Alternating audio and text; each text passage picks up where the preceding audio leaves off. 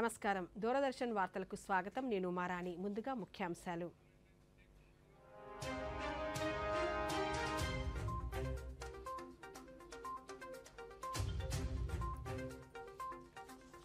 బీహార్ అభివృద్ధికి కేంద్రం కట్టుబడి ఉందన్న ప్రధానమంత్రి ఔరంగాబాద్ బెగుసరాయిలలో పలు అభివృద్ధి ప్రాజెక్టులను ప్రారంభించిన నరేంద్ర మోదీ పశ్చిమ బెంగాల్లో నేడు పర్యటించిన ప్రధానమంత్రి 15,000 కోట్ల రూపాయలకు పైగా అభివృద్ధి పనులకు శంకుస్థాపనలు ప్రారంభోత్సవాలు చేసిన నరేంద్ర మోదీ పార్లమెంట్ ఎన్నికల్లో పోటీపడే బీజేపీ అభ్యర్థుల తొలి జాబితా విడుదల వారణాసి నుంచి మరోసారి బరిలో ప్రధానమంత్రి 195 మంది పేర్లను ప్రకటించిన పార్టీ ప్రధాన కార్యదర్శి వినోద్ ధావడే రాజకీయ పార్టీలు ఎన్నికల ప్రవర్తన నియమావళిని అనుసరించాల్సిందేనన్న కేంద్ర ఎన్నికల కమిషన్ వాస్తవాలకు విరుద్ధంగా ఎలాంటి ప్రకటనలు చేయవద్దని సూచన రాష్ట్ర వ్యాప్తంగా రేపు జరగనున్న పల్స్ పోలియో చుక్కల కార్యక్రమం 5 ఏళ్లలోపు చిన్నారులకు చుక్కల మందు వేసేలా విస్తృత ఏర్పాట్లు చేసిన వైద్య ఆరోగ్య శాఖ ఇక వివరాలు ఎన్డీఏ ప్రభుత్వం బీహార్ అభివృద్ధికి 1,20,000 కోట్ల రూపాయలు ఖర్చు చేసిందని ప్రధానమంత్రి నరేంద్ర మోదీ అన్నారు బీహార్ పర్యటనలో భాగంగా బెగుసరాయిలో 27,000 కోట్ల రూపాయల విలువైన పలు రిఫైనరీ రోడ్లు రైల్వే ప్రాజెక్టులను ప్రధానమంత్రి శంకుస్థాపన ప్రారంభోత్సవాలు చేశారు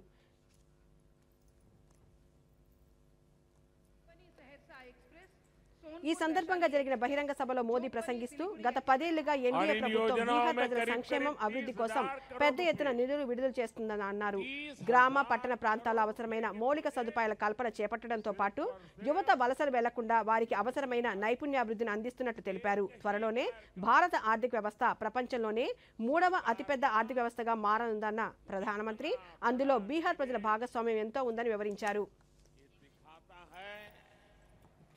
कि भारत का सामर्थ्य कितना बढ़ रहा है इससे बिहार के नौजवानों को यहीं पर नौकरी के रोजगार के अनेकों नए अवसर बनेंगे आज के ये प्रोजेक्ट भारत को दुनिया की तीसरी बड़ी आर्थिक महाशक्ति बनाने का माध्यम बनेंगे आप रुकिए भैया बहुत हो गए आपका प्यार मुझे मंजूर है आप रुकिए आप बैठिए ప్రధానమంత్రి నరేంద్ర మోదీ బీహార్లో పర్యటించారు తన పర్యటనలో భాగంగా ఔరంగాబాద్లో 21,400 కోట్ల రూపాయల విలువైన road rail Namami Gange project ప్రధానమంత్రి ప్రారంభించి జాతికి అంకితం చేశారు ఈ సందర్భంగా ప్రధానమంత్రి మాట్లాడుతూ బీహార్ రాష్ట్ర సమగ్ర అభివృద్ధికి కేంద్ర ప్రభుత్వం కట్టుబడి ఉందన్నారు బీహార్లో పేదలు అభివృద్ధి చెందినప్పుడే రాష్ట్రం అభివృద్ధి చెందుతుందన్న ప్రధానమంత్రి పేదలు ఎస్సీలు గిరిజనులు అణగారిన వర్గాల అభివృద్ధికి ఎన్డీఏ ప్రభుత్వం పలు సంక్షేమ అభివృద్ధి కార్యక్రమాలను అమలు చేస్తుందన్నారు యువత వలసలు నిరోధించేందుకు గాను వారికి నైపుణ్యాభివృద్ధి కార్యక్రమాలు నిర్వహించి తగిన ఉద్యోగ ఉపాధి అవకాశాలను కల్పిస్తున్నామన్నారు దాదాపు 9 కోట్ల మంది లబ్ధిదారులు ప్రధానమంత్రి గరీబ్ కళ్యాణ్ అన్న యోజన ద్వారా లబ్ధి పొందుతున్నారని ప్రధానమంత్రి తెలిపారు ఉజ్వల గ్యాస్ కనెక్షన్ల వల్ల బీహార్లో 1 కోటి మంది మహిళలు లబ్ధి పొందారన్నారు పీఎం కిసాన్ సమ్మాన్ నిధి కింద 90 లక్షల మంది రైతుల ఖాతాల్లోకి 22,000 కోట్ల రూపాయలు బదిలీ చేసినట్లు ప్రధానమంత్రి వివరించారు एक वो दौर था जब बिहार के ही लोग अपने ही घरों से निकलने में डरते थे एक ये दौर है जब बिहार में पर्यटन की संभावनाएं विकसित हो रही है बिहार को वंदे भारत और अमृत भारत जैसी आधुनिक ट्रेनें मिली अमृत स्टेशनों का विकास किया जा रहा है बिहार में जब पुराना दौर था राज्य को अशांति असुरक्षा और आतंक की आग में झोंक दिया गया था बिहार के युवाओं को प्रदेश छोड़कर पलायन करना पड़ा और एक आज का दौर है जब हम युवाओं का स्किल डेवलपमेंट करके उनका कौशल विकास कर रहे हैं बिहार का विकास ये मोदी की गारंटी है। बिहार में शांति और कानून व्यवस्था का राज, ये मोदी की गारंटी है। बिहार में बहन बेटियों को अधिकार, ये मोदी की गारंटी है। तीसरे टर्म में हमारी सरकार इन्हीं गारंटियों को पूरा करने और विकसित बिहार बनाने के लिए काम करने के लिए संकल्पबद्ध है। పశ్చిమ బెంగాల్ పర్యటనలో భాగంగా ప్రధానమంత్రి నరేంద్ర మోదీ కృష్ణానగర్లో రోడ్ షో నిర్వహించారు. బహిరంగ సభకు హాజరయ్యే ముందు ప్రధానమంత్రి టాప్ లేని వాహనంపై ప్రజలకు అభివాదం చేసుకుంటూ ముందుకు సాగారు. ఈ సభకు భారీగా ప్రజలు తరలివచ్చారు. ఈ సందర్భంగా మోదీ మోదీ నినాదాలు మిన్నంటాయి. ప్రధానమంత్రి ప్రజలకు అభివాదం చేసుకుంటూ ముందుకు సాగారు. ఉత్సాహభరిత వాతావరణంలో ప్రధానమంత్రి ర్యాలీ కొనసాగింది.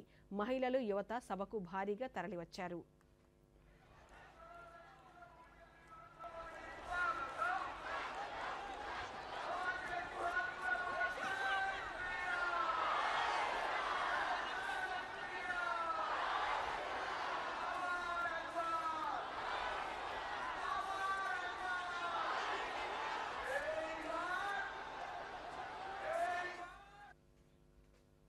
రెండు రోజుల పశ్చిమ బెంగాల్ పర్యటనలో 22,000 కోట్ల రూపాయల అభివృద్ధి పనులకు శంకుస్థాపనలు ప్రారంభోత్సవాలు చేసినట్లు ప్రధానమంత్రి నరేంద్ర మోదీ పేర్కొన్నారు. కృష్ణానగర్లో జరిగిన బహిరంగ సభలో ప్రధానమంత్రి మాట్లాడుతూ చైతన్య మహాప్రభు జన్మస్థానంలో ఆయనకు ప్రణమిల్లుతున్నట్లు పేర్కొన్నారు. భారీగా తరలివచ్చిన ప్రజలకు అభివాదం చేస్తున్నట్లు తెలిపారు. పశ్చిమ బెంగాల్లోని ఈ అభివృద్ధి ప్రాజెక్టులలో విద్యుత్, పెట్రోలియం సంబంధిత ప్రాజెక్టులు ఉన్నాయని, ఇవి యువతకు ఉపాధి అవకాశాలు మెరుగుపరుస్తాయన్నారు. తృణమూల్ కాంగ్రెస్ ప్రభుత్వం అత్యాచారాలు, అవినీతికి నెలవుగా మారిందన్నారు. తృణమూల్ కాంగ్రెస్ హయాంలో అభివృద్ధి లేదని, అవినీతి, వారసత్వ రాజకీయాలు పెరిగిపోయాయన్నారు. రానున్న ఎన్నికల్లో బీజేపీ 400కు పైగా స్థానాలను కైవసం చేసుకుంటుందని ప్రధానమంత్రి పునరుద్ఘాటించారు. श्रीकृष्ण भक्ति के परम प्रचारक चैतन्य महाप्रभु की जन्मस्थली है। मैं चैतन्य महाप्रभु के चरणों में नमन करता हूं और ये मेरा सौभाग्य है कि भगवान श्री कृष्ण ने जो द्वारिका नगरी बसाई थी, जो समुद्र के अंदर डूब चुकी थी, मुझे अभी कुछ दिनों पहले समंदर की गहराई में जाकर के उस पुरातन श्री कृष्ण की भूमि को नमन करने का सौभाग्य मिला। साथियों, आप सभी ईश्वर तुल्य जनता जनार्दन, हमारी माताओं, बहनों, बेटियों को भी मेरा प्रणाम। पश्चिम बंगाल में भी आज मेरा ये दूसरा दिन है। इन दिनों में पश्चिम बंगाल के विकास से जुड़े 22,000 करोड़ रुपए, 22,000 करोड़ रुपए से ज्यादा के प्रोजेक्ट आपको सौंपने का मुझे अवसर मिला है। వికసిత పశ్చిమ బెంగాల్ను రూపొందించేందుకు కేంద్రం కృషి చేస్తుందని ప్రధానమంత్రి నరేంద్ర మోదీ పేర్కొన్నారు. రెండవ రోజు పశ్చిమ బెంగాల్ పర్యటనలో భాగంగా ప్రధానమంత్రి ప్లూరియా జిల్లా కృష్ణానగర్లో జరిగిన కార్యక్రమంలో 15,000 కోట్ల రూపాయలకు పైగా అభివృద్ధి పనులకు శంకుస్థాపనలు, ప్రారంభోత్సవాలు చేశారు. ఈ సందర్భంగా ప్రధానమంత్రి మాట్లాడుతూ పర్యటనలో భాగంగా అరంబాగులో 7,000 కోట్ల రూపాయల అభివృద్ధి పనులకు శంకుస్థాపనలు, ప్రారంభోత్సవాలు చేశామని, ఇందులో రైల్వే, ఓడరేవులు, పెట్రోలియం వంటి వివిధ ప్రాజెక్టులు ఉన్నాయని తెలిపారు. ఈ రోజు 15,000 కోట్ల రూపాయల అభివృద్ధి ప్రాజెక్టులలో విద్యుత్, రహదారులు, రైలు ప్రాజెక్టులు ఉన్నాయని పేర్కొన్నారు. ఈ ప్రాజెక్టులు పశ్చిమ బెంగాల్ ఆర్థిక వికాసానికి ఎంతో దోహదపడతాయని ప్రధానమంత్రి వివరించారు. साथियों, आधुनिक दौर में विकास की गाड़ी को रफ्तार देने के लिए बिजली बहुत बड़ी जरूरत होती है। किसी भी राज्य की इंडस्ट्री हो, आधुनिक रेल सुविधाएं हो या आधुनिक टेक्नोलॉजी से जुड़ी हमारी रोजमर्रा की जिंदगी हो, बिजली की किल्लत में कोई भी राज्य, कोई भी देश विकास नहीं कर सकता। इसलिए हमारा प्रयास है कि पश्चिम बंगाल अपनी वर्तमान और भविष्य की बिजली जरूरतों को लेकर आत्मनिर्भर बने। आज दामोदर घाटी निगम के तहत Raghunathpur thermal power station phase 2 परियोजना का शिलान्यास इसी दिशा में एक बड़ा कदम है। इस परियोजना से राज्य में 11,000 करोड़ रुपए से ज्यादा का निवेश आएगा। इससे राज्य की ऊर्जा जरूरतें भी तो पूरी होगी ही, आसपास के क्षेत्रों में आर्थिक विकास को भी गति मिलेगी।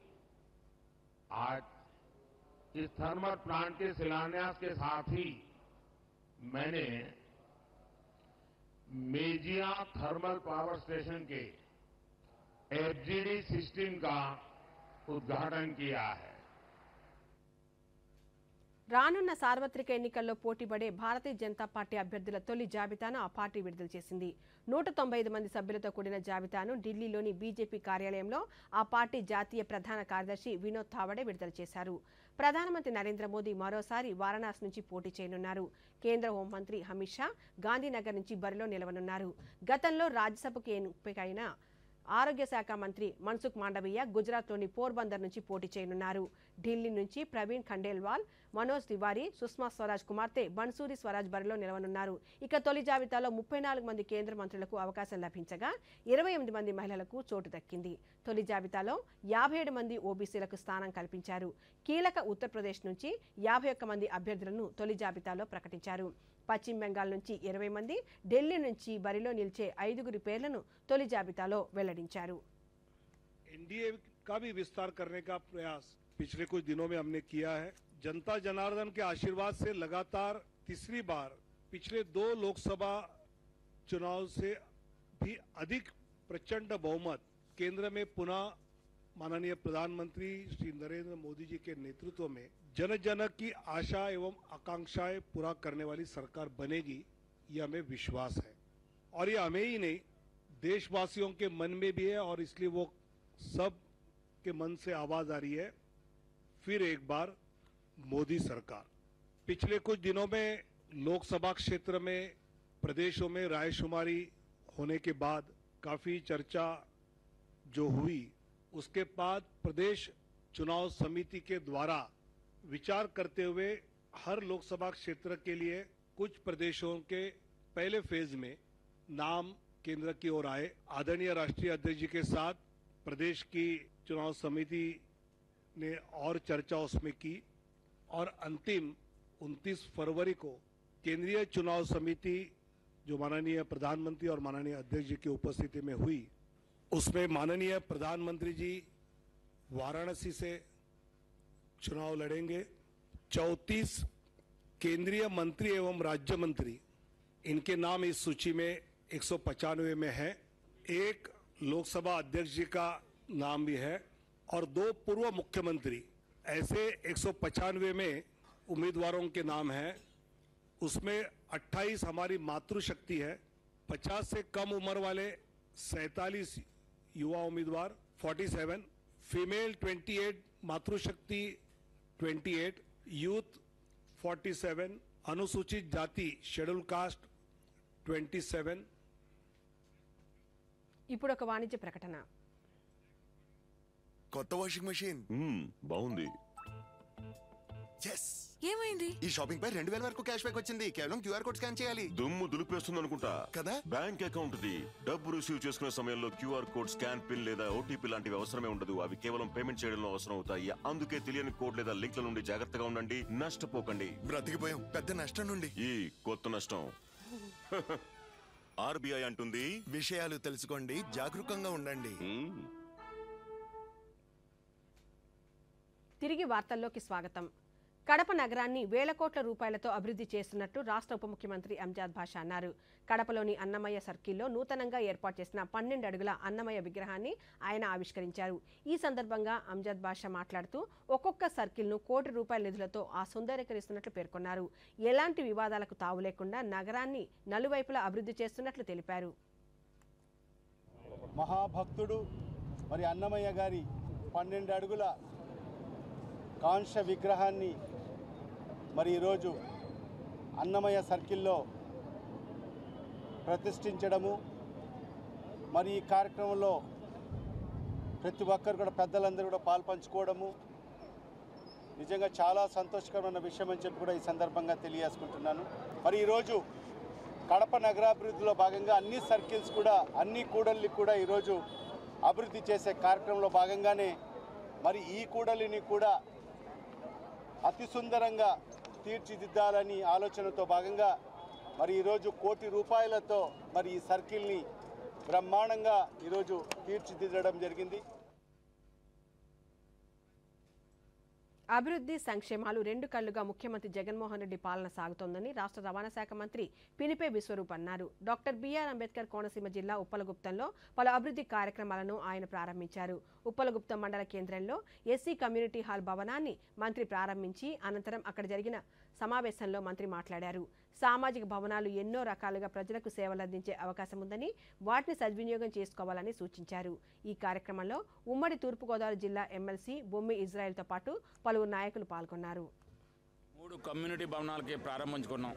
బాబు జగజ్జీవనరావు కళ్యాణ మండపం, అదేవిధంగా మధురపేటలో అంబేద్కర్ కమ్యూనిటీ హాల్. ఈరోజు మండల ప్రధాన కేంద్రంలో దాదాపు 48 లక్షల రూపాయలతో ఈ యొక్క అధునాతన డాక్టర్ బాబాసాహెబ్ అంబేద్కర్ యొక్క కమ్యూనిటీ హాల్ని నిర్మించుకుని ఈరోజు ప్రజలకు అంకితం చేయడం జరిగింది. ఇవాళ అదే కాకుండా అనేక గ్రామాల్లో దాదాపు 50 లక్షల నుంచి కోటి రూపాయల వరకు పెట్టి సామాజిక భవనాలు నిర్మించి ప్రజలకు అందుబాటులో తెస్తున్నాం. ఎందుకంటే ఇవాళ ప్రతి కార్యక్రమాన్ని కూడా చిన్న కార్యక్రమం చేసుకోవాలన్నా ఫంక్షన్ హాల్కి లక్షలాది రూపాయలు పెట్టించుకోవాల్సిన పరిస్థితుల్లో వాళ్ళందరూ కూడా శుభకార్యక్రమం కానీ అదేవిధంగా ఏ ఇతర కార్యక్రమం చేసుకున్నా కూడా వారికి అందుబాటు ధరలో ఉండే విధంగా తక్కువ ధరకే ప్రజలకు అందుబాటులో తీసుకొచ్చే విధంగా ఈ సామాజిక భవనాలు ఉపయోగపడుతున్నాయి. అదేవిధంగా అనేక రకాలుగా ఈ యొక్క సామాజిక భవనాలు ఉపయోగపడతాయి కాబట్టి దాన్ని ప్రజలందరూ కూడా వినియోగించుకోవాలని కోరుకుంటున్నాం. పశ్చిమ బెంగాల్లో సందేశ్ ఖాళీలో మహిళలపై జరిగిన దాడులు నిరసిస్తూ బీజేపీ ఆధ్వర్యంలో రాష్ట్ర వ్యాప్తంగా నిరసన కార్యక్రమాలు జరుగుతున్నాయి. అందులో భాగంగా విజయవాడలోని ధర్నా చౌక్ వద్ద జరిగిన నిరసన దీక్షలో పలువురు రాష్ట్ర స్థాయి నేతలు పాల్గొని బెంగాల్ ప్రభుత్వం సందేశ్ ఖాళీ నిందితులను కాపాడటానికి చేస్తున్న చర్యలను ఎండగట్టారు. ఈ సందర్భంగా బీజేపీ ఎన్టీఆర్ జిల్లా అధ్యక్షులు అడ్డూరి శ్రీరామ్ మీడియాతో మాట్లాడుతూ బెంగాల్ ముఖ్యమంత్రి మమతా బెనర్జీ ఒక మహిళ అయి ఉండి కూడా మహిళలపై జరిగిన దాడులను అరికట్టడంలో విఫలమయ్యారన్నారు. మోడీ గారు ప్రధాని అయినప్పటి నుంచి దేశంలోని ఉన్నటువంటి మహిళల అభ్యున్నతే ధ్యేయంగా మహిళల సాధికారతే లక్ష్యంగా అత్యధిక మహిళలను కేంద్ర మంత్రివర్గంలో తీసుకొని మహిళలకు 33% రిజర్వేషన్ ఇచ్చి మహిళల్ని దేశంలో ప్రోత్సహిస్తూ ఉంటే పశ్చిమ బెంగాల్, ఆంధ్రప్రదేశ్ లాంటి రాష్ట్రాల్లోని మహిళలు అభ్యున్నతి పూర్తిగా తొంగలో తొక్కారు. మహిళలపై అరాచకాలు, దాడులు జరుగుతూ ఉన్నాయి. ఈ విధంగా తృణమూల్ కాంగ్రెస్ మమతా బెనర్జీ ఒక మహిళా ముఖ్యమంత్రి అయినప్పటికీ మహిళలపై ఎంత దారుణంగా జరుగుతున్నప్పటికీ 2 నెలల కాలం అయింది. 2 నెలల నుంచి ఈ యొక్క అరాచకాలు, ఆకృత్యాలు జరుగుతూ ఉన్నాయి. మహిళల్ని తన భర్తల ముందే లాక్కెళ్ళి రకరకాలుగా హింసిస్తున్న పరిస్థితిని చూస్తూ ఉన్నాం.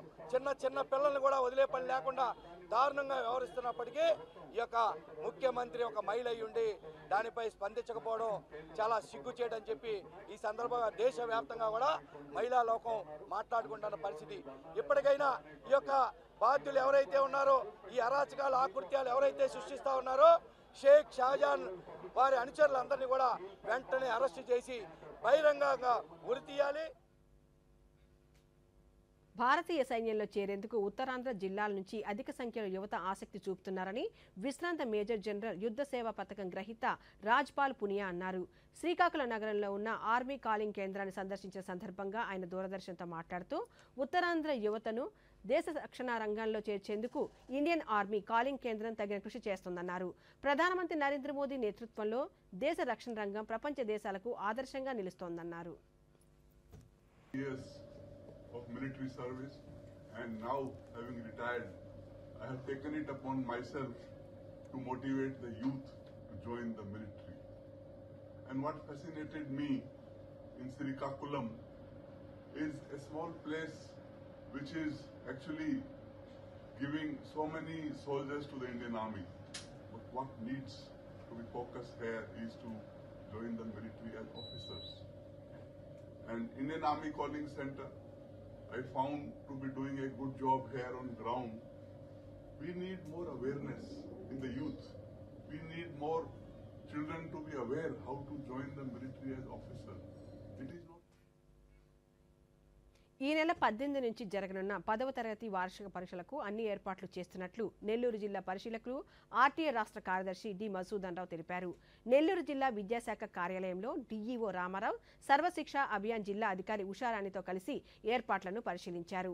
ఈ సందర్భంగా ఆయన దూరదర్శన్తో మాట్లాడుతూ పరీక్ష నిర్వహణకు ఎలాంటి ఆటంకం లేకుండా పరీక్షా కేంద్రాలను ఎంపిక చేసినట్లు తెలిపారు.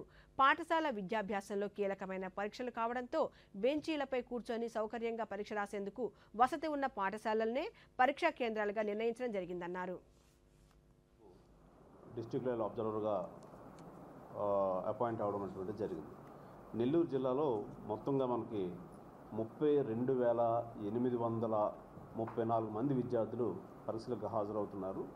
ఇందులో 28,114 మంది విద్యార్థులు రెగ్యులర్గాను, 4,720 మంది విద్యార్థులు మనకి వన్స్ ఫెయిల్ క్యాండిడేట్స్గా పరీక్షలకు ఎప్పి రావడం అనేటువంటిది జరుగుతూ ఉంది. రాష్ట్రంలో మరి మార్చి ఈ నెల 18 నుంచి రాష్ట్ర వ్యాప్తంగా పబ్లిక్ పరీక్షలు ప్రారంభమవుతున్నాయి.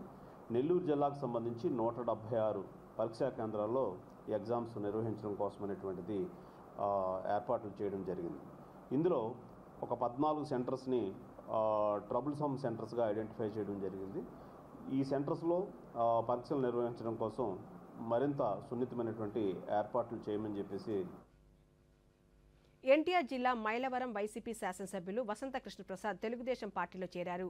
తెలుగుదేశం అధినేత పూర్వ ముఖ్యమంత్రి నారా చంద్రబాబు నాయుడు సమక్షంలో కృష్ణప్రసాద్ తెలుగుదేశం పార్టీ తీర్థం పుచ్చుకున్నారు. టీడీపీలో చేరిన ఎమ్మెల్యే కృష్ణప్రసాద్ను చంద్రబాబు నాయుడు పార్టీ కండువ కప్పి ఆహ్వానించారు. ఎమ్మెల్యే వసంత కృష్ణప్రసాద్ టీడీపీలో చేరడంతో గత కొంతకాలంగా మైలవరం నియోజకవర్గంలో నెలకొన్న పరిణామాలకు తెరపడింది.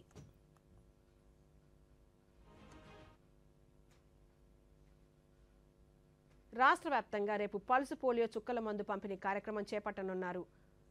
ఈ మేరకు రాష్ట్ర వైద్య ఆరోగ్య శాఖ మంత్రి ప్రత్యేక ప్రధాన కార్యదర్శి ఎంటీ కృష్ణబాబు తెలిపారు. రాష్ట్రంలో మొత్తం 53,35,000 మంది 5 ఏళ్లలోపు చిన్నారులకు పోలియో చుక్కలు వేసేందుకు ఏర్పాట్లు పూర్తి చేశామని పేర్కొన్నారు.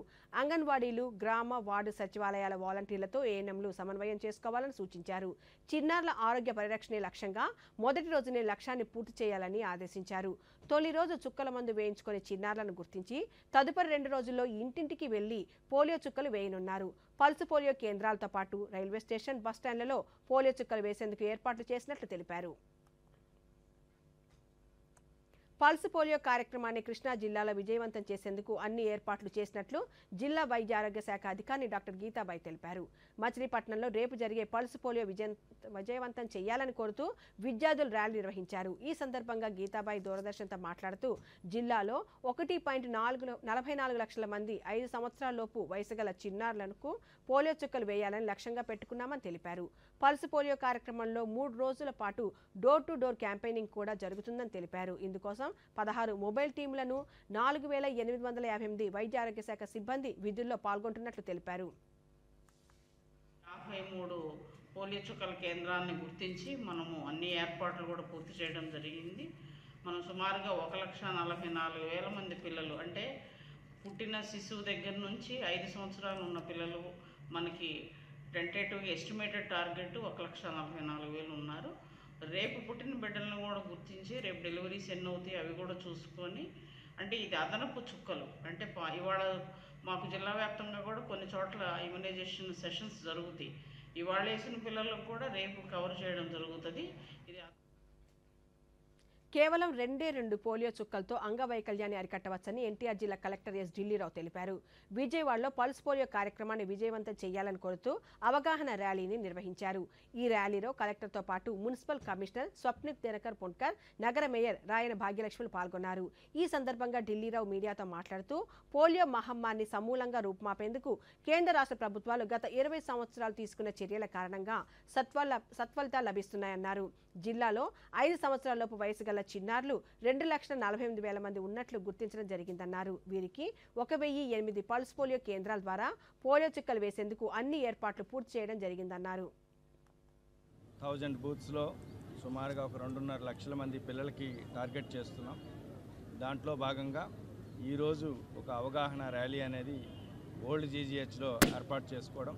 ఆల్మోస్ట్గా మనం ఒక ఐ థింక్ 20 సంవత్సరాలు 95 నుండి ఈ పల్స్ పోలియో అనేటువంటి కార్యక్రమం అనేటువంటి జరుగుతూ ఉంది.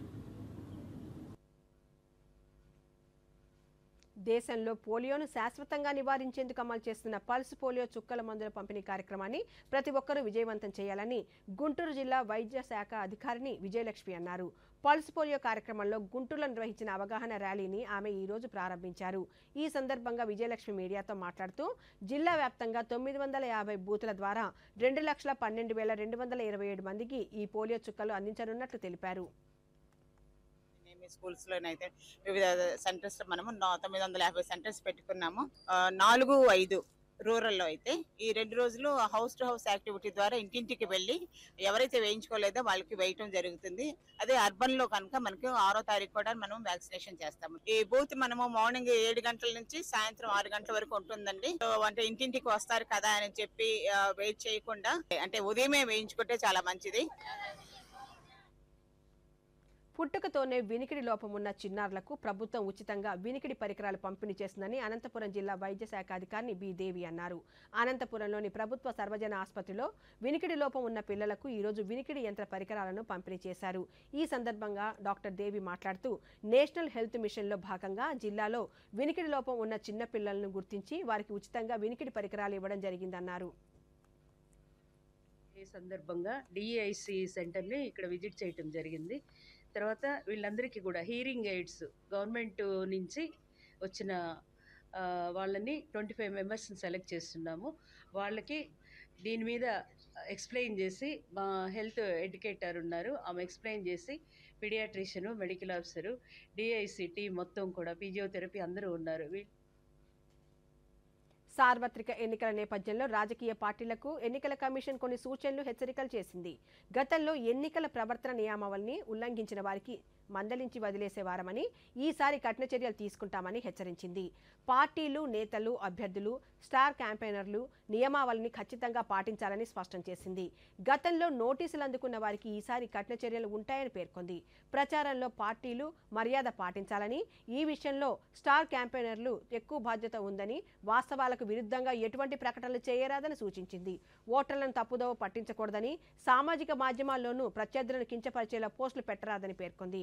నైతికతతో కూడిన రాజకీయాలు చేయాలని కేంద్ర ఎన్నికల కమిషన్ సూచించింది. భారత ఎన్నికల సంఘం జారీ చేసిన మార్గదర్శకాలను అధికారులు అవగాహన చేసుకుని ఎన్నికల విధులను బాధ్యతతో నిర్వర్తించాలని ప్రకాశం జిల్లా కలెక్టర్ ఎస్ దినేష్ కుమార్ సూచించారు. ఒంగోలు కలెక్టర్ కార్యాలయంలో సార్వత్రిక ఎన్నికల నిర్వహణపై ఆర్ఓ, ఏఆర్ఓలు, నోడల్ అధికారులకు ఏర్పాటు చేసిన వర్క్షాప్లో ఆయన పాల్గొన్నారు. అనంతరం దినేష్ కుమార్ మాట్లాడుతూ ఎన్నికల ప్రక్రియలో నామినేషన్ ప్రక్రియ మొదలు కౌంటింగ్ ప్రక్రియ పూర్తయ్యేంత వరకు ఎన్నికల నియమావళిని అమలు చేయడం, అభ్యర్థుల ఖర్చు వివరాలు నమోదు చేయడం చాలా కీలకమన్నారు. ఎటువంటి పొరపాట్లు లేకుండా ప్రశాంతంగా పోలింగ్ నిర్వహించడంలో పోలింగ్ అధికారుల పాత్ర ఎంతో కీలకమని పేర్కొన్నారు. ఈ ఆర్ఓస్ కూడా ఒక 8 డిఫరెంట్ టాపిక్స్ ఇచ్చేసి వాళ్ళు ప్రజెంట్ చేసేసి వాళ్ళ ఎక్స్పీరియన్సెస్ షేర్ చేసేసి ఒక్కొక్కరికి ఈ నాలెడ్జ్ షేరింగ్ అట్లా ఇక్కడ పెట్టడం జరిగింది. It's more interact. ప్రజల విద్యుత్ బిల్లుల కష్టాలను తీర్చేందుకు కేంద్ర ప్రభుత్వం సూర్యఘర్ బిజిలీ పథకాన్ని అందుబాటులోకి తీసుకొచ్చింది. ఈ పథకం ద్వారా లబ్ధిదారులు రాయితీపై వాళ్ళ ఇంటిపైన సోలార్ విద్యుత్ యూనిట్ను ఏర్పాటు చేసుకుని ప్రతి నెల 300 యూనిట్ల వరకు ఉచితంగా పొందవచ్చు. ఈ పథకానికి సంబంధించిన దరఖాస్తు ప్రక్రియను తపాలా కేంద్రాల వద్ద జరుపుకోవచ్చని తిరుపతి తపాలా కార్యాలయం సూపరింటెండెంట్ ఎంజే సాదిక్ దూరదర్శన్కు తెలిపారు. శాఖ ద్వారా ఈ నమోదు ప్రక్రియను ప్రారంభించవలసిందిగా ఆదేశించడం జరిగింది. తద్వారా మా యొక్క పోస్ట్ ఆఫీసు సిబ్బంది ప్రతి ఇంటింటికి నమోదు ప్రక్రియలో భాగంగా మిమ్మల్ని అందరినీ సందర్శిస్తారు. ఈ సందర్భంలో ఈ వార్తలు ఇంతటితో సమాప్తం. నమస్కారం.